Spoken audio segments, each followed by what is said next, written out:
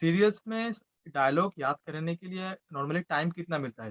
Sir कभी-कभी जब हम प्रैक्टिस करते हैं, तो कभी-कभी नेगेटिव थॉट्स आ जाते हैं, सेल्फ डाउट्स आ जाते हैं खुद पर। तो सर उसके लिए क्या करें? कि हम अपने एज़ एन एक्टर नर्वसनेस पे कैसे काम करें? Do you want to join films? Don't know how? Watch and subscribe now.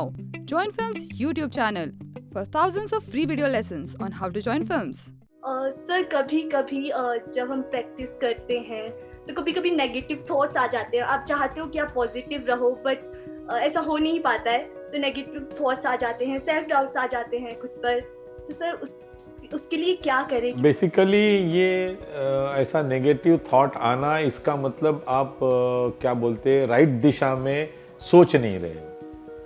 आपने आपके थॉट को, अपने विचारों को बंद कर दिया है और आपने रिवर्ट कर दिया है, आप अपने कॉम्प्लेक्स में चली गई, क्योंकि आपके बारे में जो लोग बोलते हैं उनके बारे में सोच रही है, या कुछ सामने वाली चीज़ इतनी सिंपल होने के बावजूद भी तुमने उसको डिफ़िकल्ट बना लिया है और सेल्फ कॉन्शियस बहुत ज़्यादा हो गई है। तो होता है, अगर आप जो भी प्रैक्टिस कर रहे हैं और वो नहीं आ रहा है, तो इसका मतलब है कि कुछ उसके रीजनिंग में आप ढूंढ नहीं पा रहे। तो स्टॉप बीइंग, खुद को कोसो, खुद को ब्लेम दो, ये स्टॉप करो और रीज़न ढूंढो कि ऐसा क्यों हो रहा है। ऐसा क्यों हो रहा है? इसलिए कि आपने लाइनें याद नहीं की। ऐसा क्यों हो रहा है कि आपका क्या बोलते हैं, आपका इंटरेस्ट भी इसमें लूज़ हो रहा है क्योंकि आपको कैरेक्टर के बारे में आप ज़्यादा उत्साहित नहीं हैं, आपको वो कैरेक्टर नहीं मिला, छोटा मिला, तो आप डिमोरलाइज हो गई है। या आपकी दूसरी जो सहेली है वो आपसे बेटर कर रही है, उसका इम्पैक्ट पड़ा है। या फिर आपके घर वाले आपको बोल रहे कि ये तुम्हारा ठीक नहीं वहाँ जाना। तो बहुत सारे जो दूसरे फोर्सेस हैं ना, उसके प्रभाव में आ गई। एक्टिंग करना बड़ा पवित्र काम है या बहुत अच्छा काम है। एक्टिंग में एक मेडिटेटिव एक स्टेट ऑफ माइंड होता है। उसमें अगर आप खो जाओ तो उसके साथ ही आपका रोमांस चलता है। आप जो कैरेक्टर करते हो, उसकी जो छोटी छोटी चीज़ें हैं जो आप डिस्कवर करते हो, उसमें आप रम गई, आप उसमें रत गई।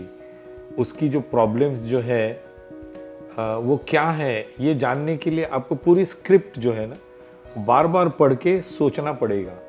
उस स्क्रिप्ट के बारे में कुछ क्रिटिसिज्म्स भी आए होंगे, मतलब जो भी है वो भी यूट्यूब में मिलेंगे। या फिर जो राइटर अगर आपके शहर का ही है तो आप राइटर से बात कर सकते हैं, तो वो क्या कहना चाह रहा है उसके इस पर खोजबीन होनी चाहिए। वो अगर खोजें और उससे उत्तर मिले तो आपका और कैरेक्टर का एक गिव एंड टेक और उसका क्या बोलते हैं, ये चालू हो जाएगा, आपका संवाद चालू हो जाएगा उसके साथ। तो फिर डिप्रेशन की कहाँ बात आ गई यहाँ पर, मुझे समझ में नहीं आ रहा। आप डिप्रेशन इसलिए है क्योंकि दूसरे आउटर फोर्सेस को आपने ज़्यादा इन ले लिया, उनके बारे में ज़्यादा सोच रही है रादर देन कैरेक्टर और थिएटर और राइटर, डायरेक्टर और आपका एक्शन, उसके बारे में सोच ही नहीं रहा। वो बोली कि नहीं तुम तो ऐसी लग रही हो, तुमने तो ऐसा गंदा किया, तुमको ऐसा लगता है कि वही सही है। ऐसा नहीं है।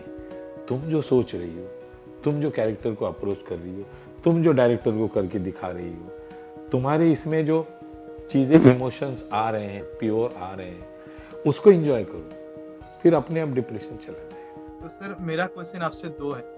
सीरियल्स में डायलॉग याद करने के लिए नॉर्मली टाइम कितना मिलता है? ये डिपेंड करता है। देखो, एक कॉमन सेंस भी होता है ना, कोई आपको एक लंबी स्पीच देता है कोई, और वो कैमरा ऑन करके बोलता है कि चलो एक्टिंग करो, ऐसा वो भी नहीं करेगा। अगर आपको स्पीच दी है या छोटे छोटे डायलॉग्स होते हैं, तो वो क्या कहते हैं कि वो आपको इनफ टाइम मिल जाता है वहाँ पर। और आपके इस पर भी डिपेंड करता है कि आप लाइन कितनी जल्दी लर्न करते हो, है ना।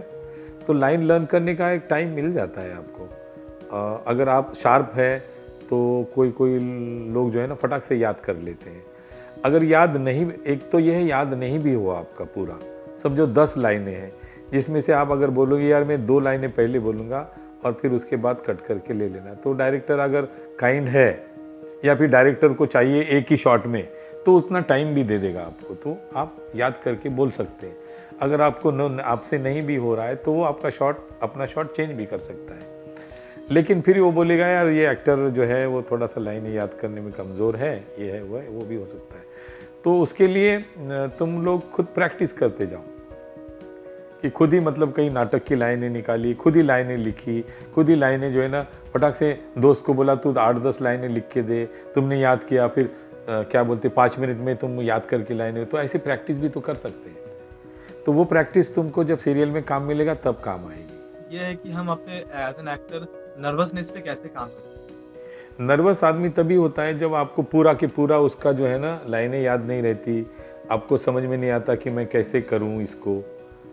अगर ये प्रॉब्लम सॉल्व करे स्क्रिप्ट पढ़ते हुए या फिर आपने पहले काम किया होगा, अब यहाँ पर लोग बोलते थिएटर, तो दूसरा कुछ ज़रिया नहीं है, थिएटर अगर करे तो वैसे ही कॉन्फिडेंस रहता है, तो उसका अनुभव उसमें काम आ जाता है, तो वो नर्वसनेस ख़त्म हो जाता है वहाँ पर। हाँ, अगर कोई क्या बोलते तुम्हारे सामने बहुत नामचीन एक्टर आ गया और तुम उसको देख के नर्वस हो गए, तो उसका उपाय यही है कि आप अपनी लाइनें याद करके तैयार रखो, आपको कैसी एक्टिंग करना है उसका कन्विक्शन रखो, है ना, और उसमें क्या क्या आप डाल सकते हो खुद का, उस पर डूबे रहो। आप नर्वस नहीं होंगे क्योंकि आपको पता है कि आप अच्छा कर रहे हो और आपको पता है कि आपको आता है ये काम। एक्टर बनने का सबसे आसान तरीका अवार्ड विनिंग एक्टिंग गुरु वीरेंद्र राठौर का best seller acting method switch on switch off acting method है। इस कोर्स से सीखकर आप भी कुछ ही दिनों में एक बेहतरीन एक्टर बन सकते हैं, जिसे साबित करते हैं इसके अमेजिंग Amazon और Google के ratings and reviews. Switch on switch off acting method अभी तक का सबसे सरल और प्रभावी मेथड है, जो आपके समय और महंगी फीस दोनों को बचाता है। Switch on switch off acting method course book आपको Amazon, Flipkart, join films website पर अवेलेबल है।